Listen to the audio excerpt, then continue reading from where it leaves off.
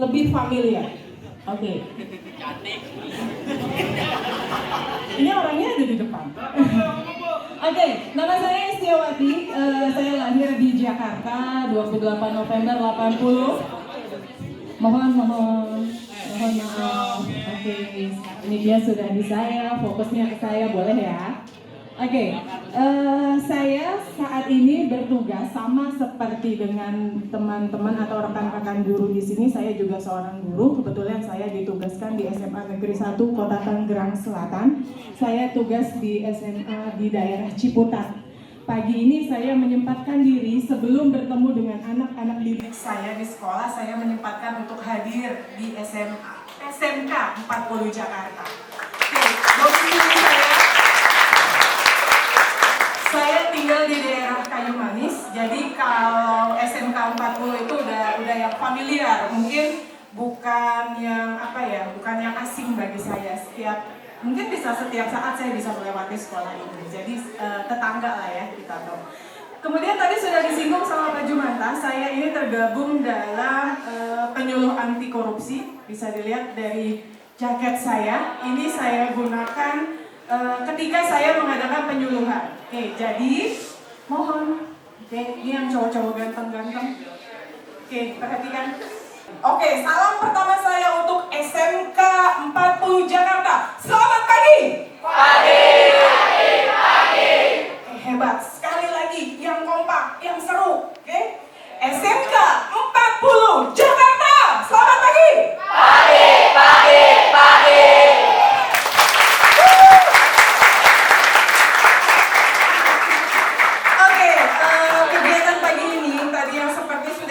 Sebelumnya kita akan menanamkan atau menumbuhkan semangat perlawanan terhadap korupsi. Yang namanya korupsi adalah kegiatan mengambil uang yang ternyata bukan miliknya, dipakai untuk kepentingan pribadi, gitu ya. Nah, dengan definisi tersebut, menurut kalian korupsi itu berbahaya nggak ya? Setuju kalau saya bilang kita berantas? Oke, kita lihat memang seberapa bahaya sih korupsi itu. Next. Perhatikan dulu, simak dulu video berikut.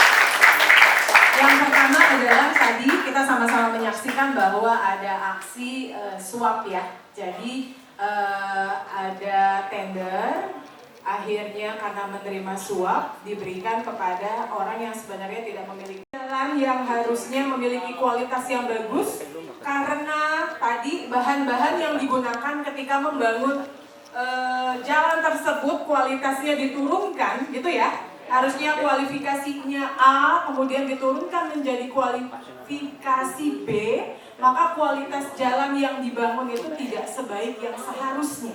Itu tindakan korupsi akhirnya. Ketika menerima suap, ujungnya adalah tindakan korupsi. Siapa yang dirugikan? Tadi. Oke, masyarakat, bayangkan apabila jalanan yang dibangun tersebut adalah jalanan yang berada di sekeliling kita, di daerah hutan kayu dan kayu manis. Oke? maka siapapun bisa jadi korban, termasuk tadi keluarganya sendiri. Seperti itu ya. Itu adegan yang pertama atau peristiwa yang pertama dari video tersebut. Karena yang laki-lakinya. Peristiwa keduanya ada? Dari video tadi? Ada. Coba yang laki-lakinya. Yang kedua, peristiwa yang kedua, apa yang terjadi?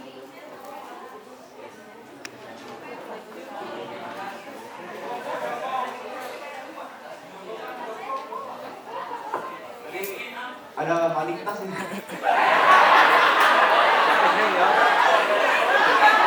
Tadi siapa namanya, Nak? Oke, Ilham bilang ada maling tas. Maling tas, oke. Oke. Halo. Halo. Oke, siapa namamu, Nak? Kamu? Ya, siapa namanya? Hah? Dava. Dava, apa yang dilihat tadi dari film yang sudah ditampilkan di depan? Kehabisan beras? Apakah ada adegan kehabisan beras?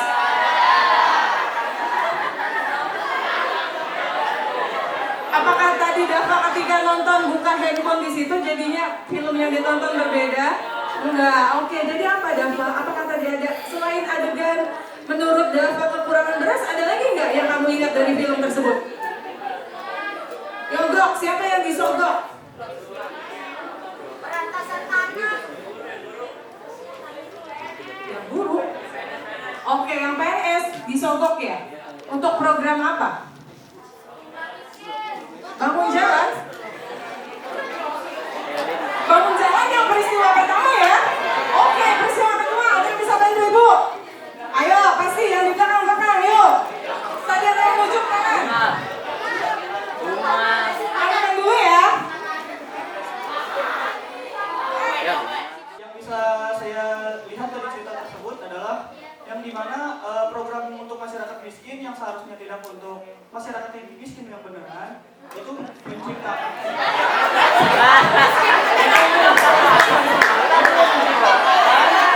mereka menjadi satu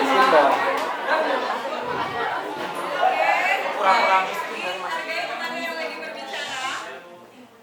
jadinya yang dipilih itu karena suap yang dilakukan oleh ibu-ibu tadi menghasilkan hanya yang mampu saja yang bisa mengikuti program miskin tersebut.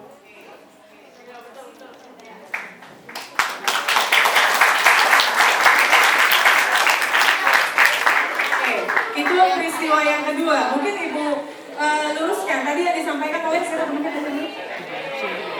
Levi. Oke, itu tepatnya mungkin adalah di peristiwa yang ketiga. Oke, peristiwa yang ketiga. Ibu luruskan. Jadi di peristiwa yang ketiga itu adalah kondisi di mana ada daftar penerima sumbangan bagi masyarakat miskin. Daftarnya sudah ada, kemudian karena ada suap, lagi-lagi suap bahaya karena itu untuk dari seseorang, akhirnya daftarnya diapain? Dibuang, dengan daftar dari titipan orang tertentu tadi. Akhirnya dampak di akhirnya kamu bisa melihat bahwa yang menerima bantuan itu menjadi sasaran gitu ya. Yang masyarakat yang memang benar-benar membutuhkan akhirnya tidak mendapatkan. Tapi ketika ada orang yang rumahnya sudah permanen bagus, justru malah mendapatkan sumbangan tersebut. Maka tidak tepat sasaran sumbangannya. Yang kedua, ada lagi satu lagi tadi sudah disentuh. Ada pegawai negeri. Pegawai negerinya ngapain tadi? Oke, menerima suap. Menerima suap untuk pembangunan sebuah lahan. Oke, jadi akhirnya yang tadinya lahan tersebut dipakai untuk pengelolaan dari masyarakat sekitar, masyarakat adat setempat, digusur demi kepentingan dari sekelompok orang. Akhirnya masyarakat tersebut tidak memiliki tempat tinggal dan pekerjaan yang layak. Akhirnya baru berujung dampak yang luar biasa. Kemudian yang di bawah, paling bawah adalah kondisi yang sangat menyedihkan yang mungkin saudara-saudara kita masih ada yang mengalami kondisi di mana ada sebagian masyarakat yang masih merasakan kelaparan. Maka bersyukurlah kalau yang di sini insya Allah udah sehat-sehat semuanya ya. Amin, sejahtera semuanya. Boleh di next? Oke, ini dia. Dampak korupsi dalam berbagai bidang sektor. Yang pertama, ada yang bidang ekonomi. tadi merusak harga pasar, timbulnya kelangkaan barang. Mungkin masih ingat di benak kalian yang di pojok sana, mohon perhatian. Pernah dengar cerita bahwa kita mengalami kesulitan dalam mencari minyak goreng nggak? Bahkan sampai seliter atau 2 liter itu mencapai angka 50.000 ya. Bagaimana para pedagang-pedagang kecil, terutama yang sebagai pedagang gorengan dan sebagainya itu menjerit. Kenapa? Karena bahan bakunya jadi mahal. Ini dampakkan. Jadi programnya kemana, uangnya kemana, gitu ya. Jadi tidak tepat sasaran. Ini akibat tadi adanya suap dan sebagainya. 3, politik dan demokrasi. Muncul pemimpin yang korup. Oke, ini bahaya. Nanti 2024 kita mau ada agenda besar ya. Mau ada apa sih? Mau ada agenda apa sih 2024? Pemilihan presiden dan pilkada secara serentak seluruh Indonesia. Tahun 2024 negara kita punya agenda penting, yaitu akan diselenggarakannya pemilu dan pilkada serentak. Tadi Ibu tanya, apakah nanti tahun 2024 kalian akan menggunakan hak pilih kalian karena sudah memiliki hak pilih? Katanya sudah. Jadi pesan sponsornya, halo. Pesan sponsornya, ketika kalian menggunakan hak pilih, pilihlah pemimpin yang memiliki kompetensi yang baik. Cari rekam jejaknya. Karena kalau kita sudah salah memilih, maka dampak yang ketiga akan kita rasakan. Oke, nanti bagaimana caranya, teknisnya, siapa saja kira-kira mencari kandidat-kandidat seperti apa, nanti boleh tanya sama Pak Jumata dan teman-teman yang di sini, ya. Oke, yang keempat, birokrasi dan pemerintah pelayanan publik tidak tercapai dengan prinsip keadilan. Kita ngurus KTP, tadi ada yang bilang, itu di kelurahan mana, jangan-jangan kelurahan Kayu Manis gitu ya. Oke, tapi sekarang sudah berkurang sepertinya, mudah-mudahan tetap konsisten. Jadi kalau ngurus apa-apa, pergi ke kelurahan, dokumennya ditumpuk, yang ngasih amplop biasanya di atas diduluin gitu ya. Kita yang sesuai dengan prosedur bahkan bisa berlarut-larut gitu, lama akhirnya bisa selesai. Kemudian yang selanjutnya ada yang kelima, kerusakan lingkungan. Tadi sudah sama-sama kita lihat bagaimana dampaknya. Kemudian pertahanan keamanan, jelas. Kenapa berpengaruh ke pertahanan keamanan sih korupsi? Kamu bayangkan ketika dikorupsi maka timbul kemiskinan. Tadi kenapa bisa kemiskinan? Karena ada sebagian dari masyarakat kita yang tidak bekerja, gitu ya. Akhirnya timbullah kemiskinan. Ketika kemiskinan itu melanda, maka tingkat kriminalitas akan menjadi naik. Itu otomatis. Ketika yang bicara adalah bagaimana caranya bisa saya makan. Yang halal, karena keterbatasan dalam lapangan pekerjaan, akhirnya orang gelap mata. Apapun dilakukan agar perutnya bisa terisi. Makanya itu salah satu dampak yang harus kita perangi. Yang terakhir, penegakan hukum, yaitu penanganan perkara dan pengusutan perguruan tinggi. Ini sudah dimasukkan ke dalam mata kuliah, ya. Oke, next.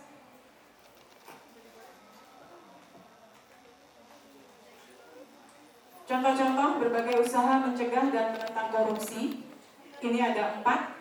Yang pertama, membangun sistem anti korupsi. Yang kedua, kajian anti korupsi. Yang ketiga, penyuluhan. Dan yang keempat, melakukan pendidikan. Next.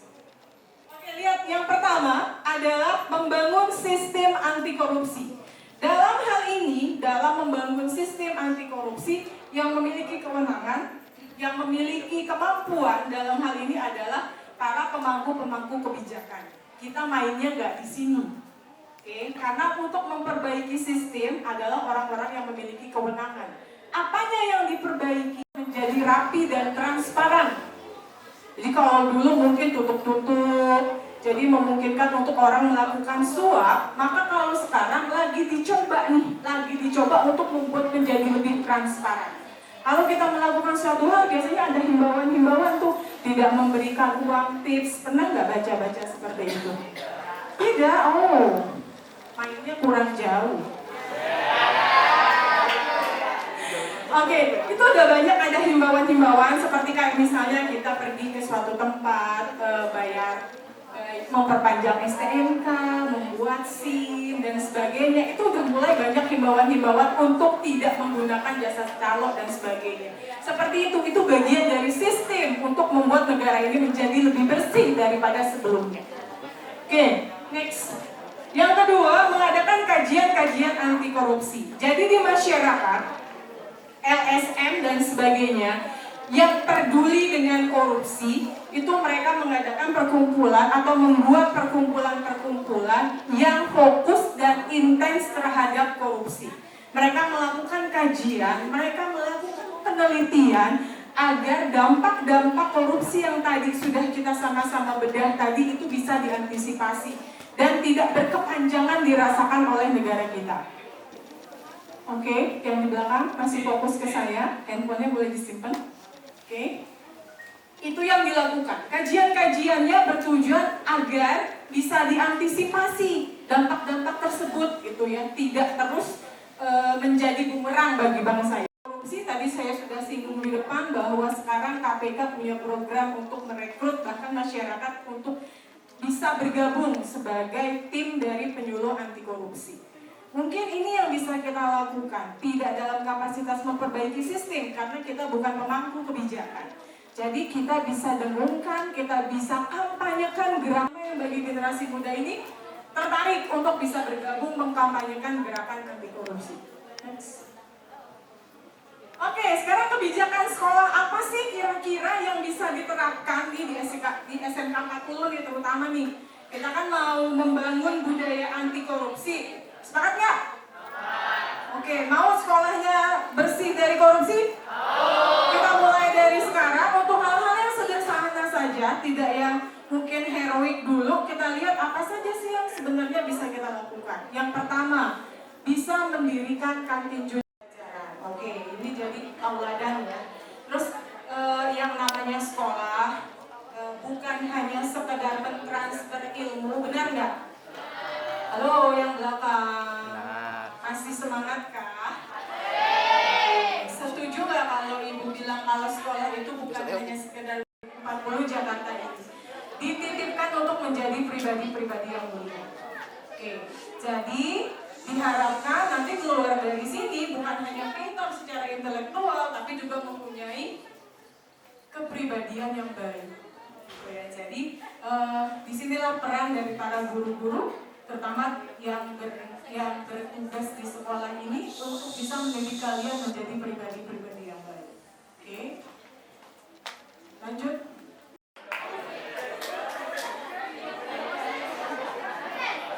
Moses, ini sama ini nih.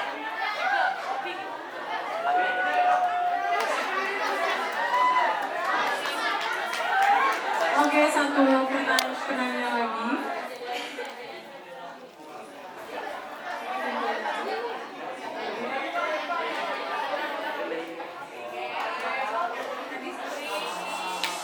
Hanifa dari 10 DKP 2. Mengapa tindak pidana korupsi sulit diberantas di Indonesia sedangkan Singapura, negara maju dunia, bisa masuk ke dalam negara paling bersih korupsi kelima?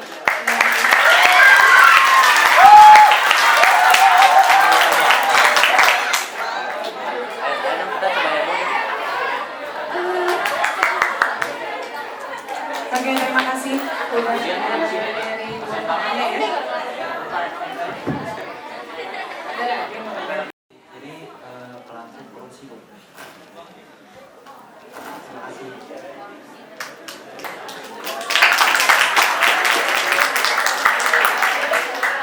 Oke, terima kasih. Ada 3 penanya dari Nanti aja,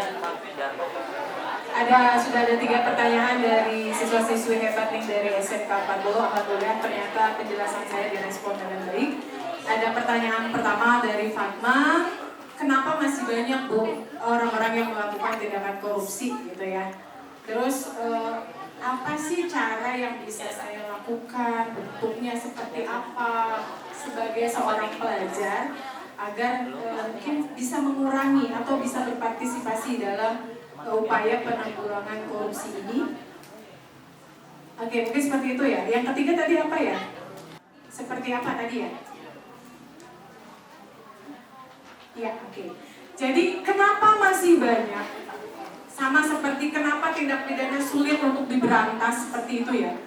Karena memang kesadaran untuk bisa memberantas korupsi dikasih semangat dulu nih. Yang belakang fokus nggak ya? Oke, mungkin capek atau lelah. Kalau kalian menyimak, maka prosesnya akan menjadi lebih cepat. Oke, jadi tolong disimak. Kenapa? Mungkin Ibu ambil garis besarnya saja. Kenapa korupsi itu masih banyak, Bu, di negara Indonesia? Upaya-upaya yang dilakukan juga sebenarnya sudah banyak. Tapi kenapa urutan negara terbersihnya tadi yang disampaikan oleh yang melakukan anti korupsi nasional? Ada survei internasional yang dilakukan oleh lembaga independen yang memperingkatkan negara-negara dengan posisi anti korupsi dari yang pertama, dan yang menduduki peringkat pertama adalah negara Finlandia. Kenapa bisa Finlandia? Karena budaya anti korupsinya sudah terbangun dengan ciri-cirinya seperti apa? Ya, mereka biasanya berkumpul dengan orang-orang mencari jaringan. Korupsi ini tidak dilakukan sendiri, Arfa, sepakat. Tidak dilakukan sendiri, tapi dia butuh teman untuk mendukung. Maka terciptalah sebuah jaringan, dalam tanda kutip jaringan. Maka dia akan mengajak temannya yang lain. Dia akan mencari orang yang memiliki kepentingan dan keinginan yang sama, yaitu untuk mementingkan perutnya sendiri. Menciptakan sebuah perkumpulan, akhirnya membuat sebuah sistem. Orang tersebut akan seperti itu, karena korupsi itu tidak bisa dilakukan sendiri. Oke ya? Oke. Ya, semangat ya, biar tidak perlu di-retake, lakukan satu kali dengan semangat dari hati, bisa ya? Oke. SMK Negeri 40 Jakarta.